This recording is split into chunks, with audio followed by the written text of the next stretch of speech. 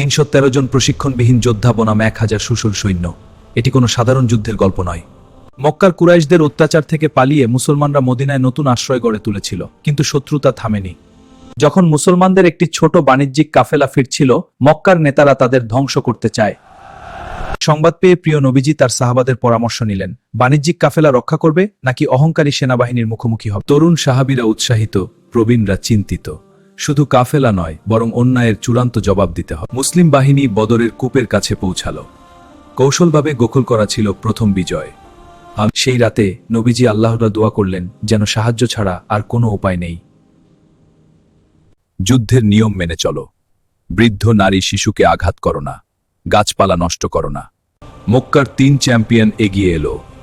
জবাবে এগিয়ে গেলেন ইসলামের 3 অকুতভয় সিং। একটি সংকেতের মধ্য দিয়ে শুরু হলো যুদ্ধ, বদরের ময়দানে। প্রকৃতি নিজেই যেন মুমিনদের পক্ষ নিল। বালির ঝড় শত্রুপক্ষের মুখে আঘাত করল। কুরআনের বর্ণনা অনুযায়ী সেদিন ফেরেশতারা যুদ্ধে অবতরণ করেছিলেন। একদিকে শান্ত নেতৃত্ব, অন্যদিকে অহংকার। যুদ্ধে মুমিনদের জয় হলো, সাথে সাথে মিথ্যার পতাকা মরুভূমির বালিতে লুটিয়ে পড়ল। মুসলিম বাহিনীর বিজয় হলো, কিন্তু উল্লাস নয়। এই পানি পান করো।